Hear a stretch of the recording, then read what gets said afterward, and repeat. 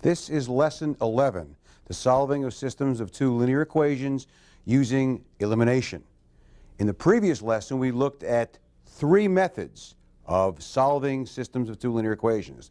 The first was by graphing, which is fine provided you're able to graph the two equations, provided the intersection of the two lines is an obvious point like 2, 1 or -3, 5, and also provided you have graph paper. Obviously, no graph paper, it's kind of hard to do graphs. The second method was by substitution, and this was okay as long as you had one of the two equations where you could either get it in the form of y equals a function of x or x equals a function of y, or perhaps it already was in that form. But as we saw, sometimes that's quite difficult to do. You have fractions involved and it gets really messy.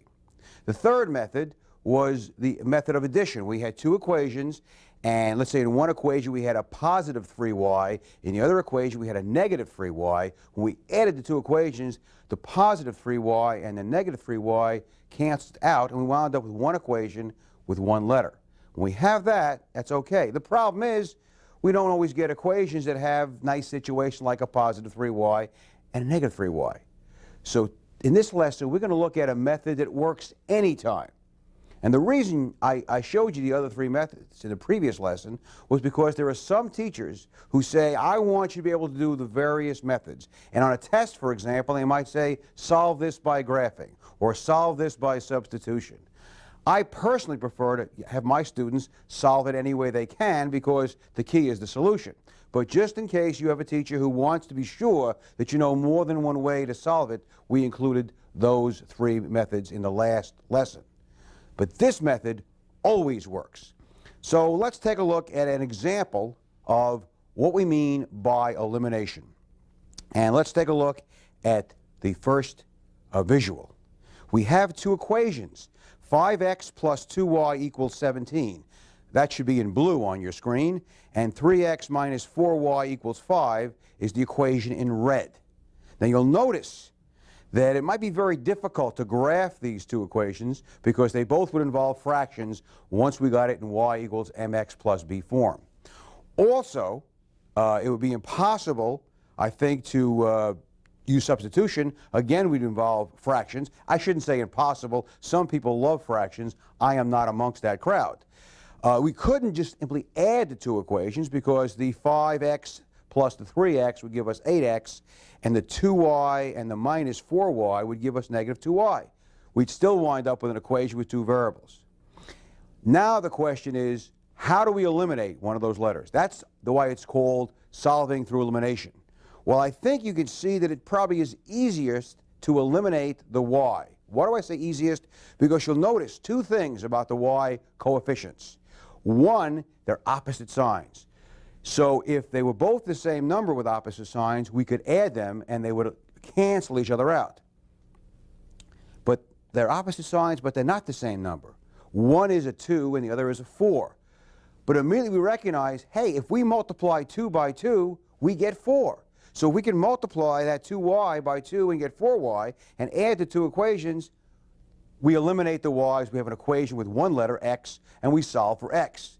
The problem is, remember, we can't simply multiply one term in an equation. We must multiply the entire equation. So the third line in that visual, we see that we've multiplied the top equation, 5x plus 2y equals 17, by 2. We have 10x plus 4y equals 34. We now have two equations that can be added, and when we add them, they will eliminate one of the letters. So let's go to the next visual, which shows us doing exactly that. We've added 10x plus 4y equals 34, and 3x minus 4y equals 5. We can do that. Remember, when you add two equations, you're adding equals and you get an equation. In this case, the equation is 13x equals 39. Now, 13x equals 39, we can solve. Again, the goal of this method is to eliminate one of the two variables, leaving us with an equation with one variable which we can solve. There is no equation of this type that we cannot solve. So, in fact, we get x equals 3. Of course, we're not done. Why are we not done? Because a solution to a system of equations means you get both x and y. So we need to solve for y. And how are we going to do that? Well, the next visual shows us that. Indeed, we have x equals 3. We have the original equation, 5x plus 2y equals 17. Notice I've gone back to the original equation, and we plug in x equals 3. 5 times 3 is 15, plus 2y equals 17. 2y equals 2, y equals 1. Once again, we're solving an equation with one letter in it. We can do that. And thus, finally, our answer, 3, 1, the ordered pair. You can look at this as a point on the graph. Had we graphed these two equations carefully, the intersection would have been at x equals 3, y equals 1. And x equals 3, y equals 1 is the only values of x and y that will work in both equations, which should remind us that the last thing we need to do is to check. And we check by replacing the x and y with the values that we've solved for. We could do it in both equations. But since we've used the first equation to solve for y, it isn't totally necessary. If you'd like to do it, that's fine. But the next visual shows us that indeed we've only checked in the second equation. And we replace the x with 3 and the y with 1, and 3 times 3 minus 4 times 1, 9 minus 4 is 5. So it does check. So again, that was the simplest example of elimination. I guess the only simpler example would be what we did in the previous lesson, where we just had to add the two equations. Here we only had to multiply one equation, so that we then had two equations. When we added them, we eliminated or canceled out one of the variables. The next situation we're going to run into is where it takes a multiplication of both equations. But we're still not reaching the ultimate kind of problem, because in the next problem, although we have to multiply both equations, we will have one of the letters that has opposite signs. And we'll see that the most difficult, and it really isn't that difficult, type of elimination process is when you have two equations and you have to multiply both equations, and both equations have the same signs in front of the letters. So let's take a look at the next visual, the next problem to be solved. And we have two equations, 5x plus 4y equals 12, which is in blue, and 3x minus 5y equals 22, which is in red. Notice that the x's have the same signs, but the y's have opposite signs. In the top equation, the y is positive. In the bottom equation, the y is negative. So at least we don't have to worry about changing signs. But we cannot simply multiply one equation. In other words, we can't multiply 4 by something and get 5. Well, actually we could, but it would be a fraction. And again, I don't like fractions. The reason I don't like fractions is all my years of teaching, most of my students really don't like fractions. So we try to avoid working with them. So what we need to do here is actually multiply the top equation by one number, and then multiply the bottom equation, the second equation, by another number, so that the two y terms have the exact same coefficient but opposite signs. That is, we need to multiply 4 by something and multiply 5 by something else and get the same number. This may have you recall back when you were learning fractions in elementary school. We talked about the common denominator. And in fact, that's the same thing. We're looking for a common multiple of 5 and 4. And certainly the easiest common multiple of 5 and 4 is 5 times 4, which is 20. So what we really want to do here is be able to get the two y's, so one is positive 20 and the other is negative 20. And in order to do that, we need to multiply the top equation by 5. That will give us 20y. And we need to multiply the bottom equation by 4. That will give us negative 20y. And in the next visual, we see this. We've multiplied the top equation by 5, the bottom equation by 4, and below that, we actually have the multiplication. We have 25x plus 20y equals 60. Now you'll notice we're beginning to work with some pretty big numbers, but it's for a good purpose, because ultimately we will get an equation that we can solve. And the second equation multiplied by 4 is 12x minus 20y equals 88. We add the two equations up, the plus 20y and the negative 20y cancel out, and we're left with 37x equals 148, and we divide both sides by 37. At this point in time, you're saying, gee whiz, those are pretty big numbers. Well, if you have access to a calculator, fine, but if you don't, you recognize that the answer works out pretty nicely. X equals 4. So we've eliminated the y's, we've solved a simple equation in one variable for x, and now it's time to get y. And at this point in time, let's go ahead and do this at the board, because sometimes it's nice to see it worked out directly. So we have our two equations. We have 5x plus 4y equals 12. Again, these are the original equations. And we have our second equation, 3x minus 5y equals 22, because we always go back to the original equations. We've solved for x. X was 4. We want to solve for y. Now, I ask you, which of these two equations do you think I will choose to solve for y? It really doesn't make a difference which one you choose. But if you've followed along with me, I don't like to work with fractions if I can avoid it, and I don't like to work with negatives if I can avoid it. Notice there's no negative here. There is one here. So I will use the first equation to solve for y. And again, I can solve for y when I get an equation with only y in it and numbers, so I can solve an equation with one variable. Let's see. Well, if x is 4, 5 times 4 is 20. And let's see, 20 plus 4y equals 12. Now we have an equation, one letter, easy to solve. Subtract the 20. 12 minus 20 is negative 8. Divide both sides by 4. And we get y equals negative 2. Okay, so now we have our solution. X equals 4, y equals negative 2. I'm going to erase this because we have one last thing to do in the solution of this system of two equations. And of course that is to check. Okay? We could check here, but I'm not going to. And the reason is we just use this equation to solve for y. Notice, had we not used one of the two original equations to solve for y, but let's use one of the equations where we had multiplied by a number, then we'd have to check in both. But since I used this equation already to solve for y, I simply need to check in the second equation. 3 times x is 12.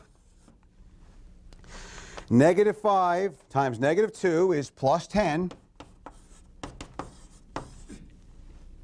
And indeed, 12 plus 10 is 22. Again, had we gone back to the method of graphing, had we graphed 5x plus 4y equals 12, and had we graphed 3x minus 5y equals 22, those two lines would have intersected. They would have crossed at the point that was 4 comma negative 2. X is 4, y is negative 2. And x equals 4, y equals negative 2 are the only values of x and y that work in both equations. That's what our check proved. So we now had an example of elimination where you had to multiply both equations. Well, now we're going to take a look at a problem that's a little bit more complex. Not too much, just a little bit more, because now we're going to have two equations where we have to multiply both equations and the signs are the same, which of course does us no good, so we're going to have to change one of the signs. Let me write that equation over here on the easel. Let's see, we have 4x plus 3y equals 21. And the second equation is 7x plus 2y equals 27. Okay. Now you'll notice we have positive and positive, positive and positive. 4 cannot be multiplied to get 7, 2 cannot be multiplied to get 3, at least not multiplied by a whole number. So we need to get a common multiple as we did before, but we're also going to need to change one of the signs. Well, let's see. What I chose to do, I'm going to multiply to get rid of the y's. I could get rid of the x's, but the y's are smaller numbers, quite frankly. Let's see. Obviously, 3 times 2 is 6, so if I multiply this equation by 2 and this equation by 3, that will give me 6 y's in both. Also notice I've indicated what I'm multiplying by. I think that's very important because in case in your check you make a mistake, you can go back and see what you did. In the next lesson, we're going to get involved in 3 equations with 3 letters. And if you don't keep track of what you're doing, you may waste 5 or 10 minutes on a quiz or a test because you can't figure out what you did and you have to do it all over again. Well, let's see. We still have the problem with the sign. What we need to do is make one of these 2 positives a negative. Let's multiply up here by -2, which will give us a -6y and a positive 6y. So let's multiply. -2 times 4x, -8x. -2 times positive 3y, -6y. And I keep repeating this -2 times. Even in my head, I repeat it because I want to ensure that I multiply every single term. Nothing is worse than forgetting to multiply the 21 by -2 because then you'd get a solution and it would never check because it was wrong. But we did multiply everything here by -2. In the second equation, let's multiply everything by positive 3. 3 times 7 is 21, 21x. 3 times 2 gives us that +6 in the y. And 3 times 27 is 81. And again, notice some of the numbers are a little bigger, but that's okay because it's getting us to where we want to be, which is eliminating one of the letters so we can get an equation that we know how to solve. And indeed, if we add these 2 up, the 6y and the -6y go away. -8 and positive 21 is 13, so we get 13x. Let me stop for a second and mention something. I chose this negative rather than making this negative for a very good reason. And I should have mentioned, I guess, when I did it. But this reminds me, because notice I have a positive 13x. Had I multiplied this by -3 and this by positive 2, this would have been -13x. Again, I don't like working with negatives if I can avoid it. So when I looked over here, I realized that 2 times 4 was 8, and 3 times 7 was 21. 21 was the bigger number. Let me change the signs over here to negative, so I'll wind up with a positive. If I hadn't done that analysis, it wouldn't be terrible. It just would mean I'd have a negative here. And again, if you don't like working with negatives and you wind up with a negative, go back and see if you can change it so you can make it to a positive. But for most people, working with a negative is not terrible. It's just I prefer, if I can avoid it, not to do so. All right, the -6y and the positive 6y are eliminated. -42 and positive 81. Well, that's a nice 39. So we have all positive numbers here, which is nice. It doesn't guarantee we get that. But now we divide both sides by 13. And even though our numbers were fairly large, we wind up with a nice, simple answer for x. X equals 3. So let's go ahead and just review, since it's on the easel here, what we did. The first thing we did, we established which letter, x or y, we wanted to eliminate. We chose the y because the numbers were smaller. We recognized that 6 was a common multiple of 3 and 2. We multiplied the top equation by 2, the bottom equation by 3. Before we did that multiplication, we recognized that indeed we had a situation where we needed to change the signs because both of these signs were the same. And we opted to multiply the top one by -2. We multiplied the 2 equations very carefully, ensuring that all the terms were multiplied. We added the 2 equations to eliminate the one letter. We solved our simple equation, and we have our answer. Are we done? As always, we're not done, because we need to solve for y. And how are we going to solve for y? Well, we need to take one of the 2 equations. Let's take the top equation. Let's flip the easel over and take the top equation, which was 4x plus 3y equals 21. Again, I go back to the original equation, okay? And I know that x is 3. So 4 times 3 is 12 plus 3y equals 21. Again, as always, my goal is to get an equation with one variable, one letter. I subtract 12. 3y equals 9. Y equals 3. So I have my answer. My answer is x equals 3, y equals 3, which is written as an ordered pair. And now I need to check. Since I've used the first original equation to solve for y, I'll just check in the second original equation. And what was that second original equation? That was 7x plus 2y equals 27. Now, I am writing this down again only because I flipped over the page of the easel. Obviously, if you're doing this on a sheet of paper, you'd already have this equation. There's no need to write it a second time. Let's see. X is 3. 7 times 3 is 21. 2 times 3, because y is 3 also, is 6. And 21 plus 6, indeed, is 27. It does check. It does check. So we have a situation where, interesting enough, our answer, x and y, is the same. Does that make a difference? Obviously not. But if we graph these two equations, if we graph 4x plus 3y equals 21, and we graph 7x plus 2y equals 27, what would we get? We'd get two lines that crossed. And where would they cross? At 3, 3, at that point.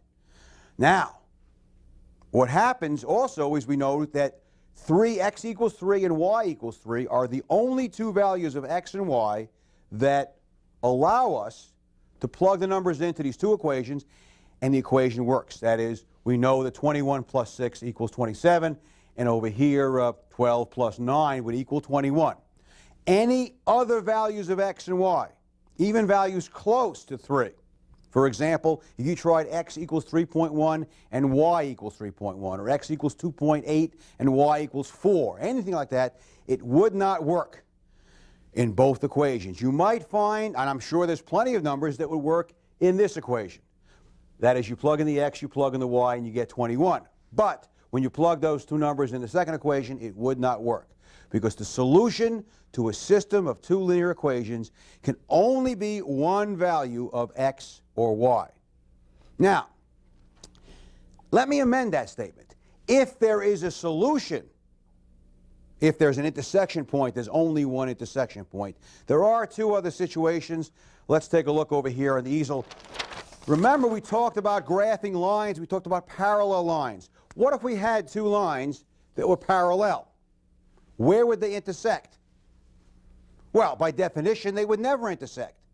So if you found two lines that were parallel, there would be no intersection. There would be no value of x or y that matched up, that worked in both equations.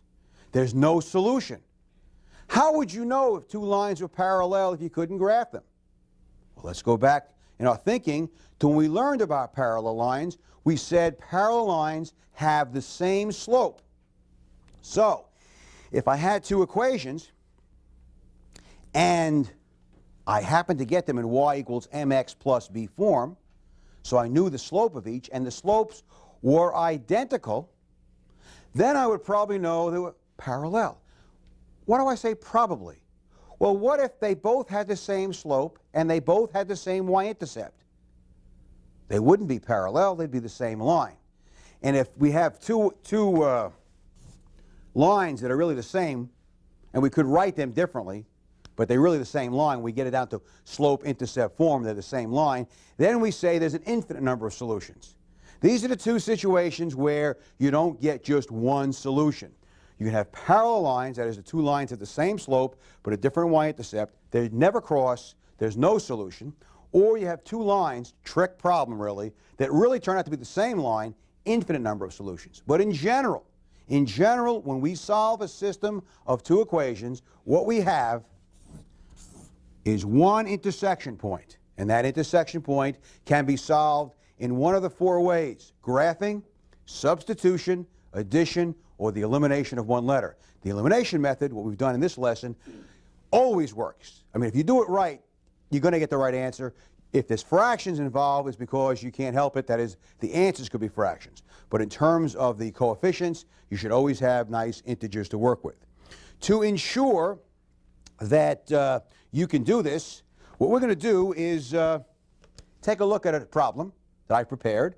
And again, as we've done in the past on some other lessons, I'm going to put the problem on the board, and after I put the problem on the board and discuss what I want you to do, then I would suggest that you stop the tape, work the problem, turn the tape back on, and I'll be sitting here waiting to give you the answer.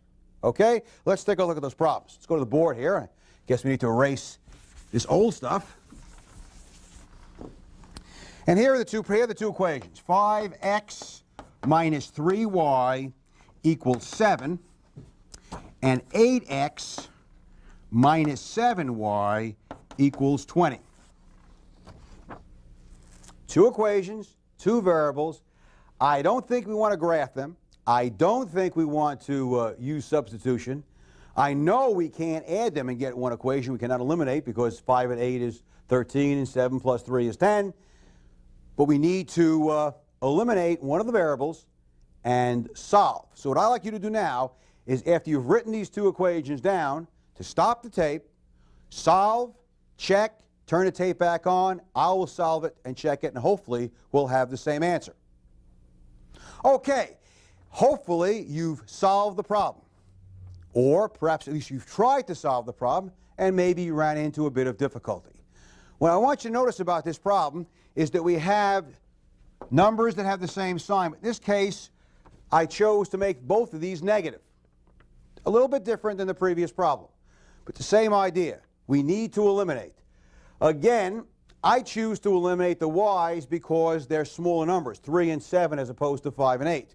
Could you have eliminated the x's? Yes. If you had done it correctly, you'll get the same answer that I'm going to get. So let's see. Let's multiply the top by 7 and the bottom by 3, because that would give us 21. Now we need to change one of the signs. And remember, if I don't want to work with negatives, I need to get a little planning ahead of time. Well, let's see. 3 times 8 is 24. 7 times 5 is 35. So if I leave this as positive and change this to a negative, I'll have a positive coefficient for x in the equation I'll use to solve. So thinking about that, let me go ahead and make that a negative. So I'm going to multiply the top equation by positive 7 and the bottom equation by negative 3. The first equation is 35x minus 21y equals 49. Then we have, let's see, we have negative 3 times 8, negative 24x, negative times positive 21y, and that's good because we can see that they will cancel each other out when we add them up. But don't forget that negative 3 times 20 is negative 60. Adding up, 35 minus 24, I believe, is 11. And 49 minus 60 is negative 11. And again, I have a negative, but I prefer, if I'm going to have a negative, have it over here and not in front of the coefficient, because I'm going to divide by 11. And of course, by dividing both sides by 11, I get x equals to negative 1. Now I'm going to go back to, which equation? Doesn't really make a difference. I'll go back to this equation here. 5x minus 3y equals 7, and replace x with negative 1. And what I get is negative 5, that is 5 times negative 1, minus 3y equals 7. And of course, bringing the negative 5 over by adding it, I get negative 3y equals 12. And dividing both sides by negative 3, I get that y equals negative 4. Y equals negative 4. So there's my solution. Also in this problem, both answers were negative, just to show you that indeed we can have two answers that are negative. And indeed, if we graph these two original equations, those two lines would intersect. They would intersect at negative 1, negative 4. And negative 1 and negative 4 are the only values of x and y that will work in both equations. We've shown that's true here. That is, in the original equation we used to solve for y, we need to check in this right here. So let me go ahead and erase some of these things. And again, if you've missed something, the great thing about videotape is you can rewind it, maybe go backwards, and start again and look at it again. Well, let's see. Take the original equation and replace the x with negative 1, the y with negative 4. Negative 7 times negative 4 is plus 28. And it certainly does check. Negative 8 plus 28 equals 20. So, if you were able to do that problem successfully, you should have no problem in solving systems of equation by elimination. And if indeed you have the choice, certainly that's the best method to use. The one thing I should say that can occur is in all the problems I've presented for you, the x's and the y's and the equals and the numbers were lined up. If for some reason you have, let's say the x was over here, all you need to do is bring it back so the x's, the y's, the equals, and the numbers are lined up. If you do that, you'll get the right answer. If you check, you'll know you have the right answer. And this, of course, is leading us up to something bigger and better. In the next lesson, lesson 12, we'll discuss solving 3 equations with 3 variables and also look at systems of inequalities.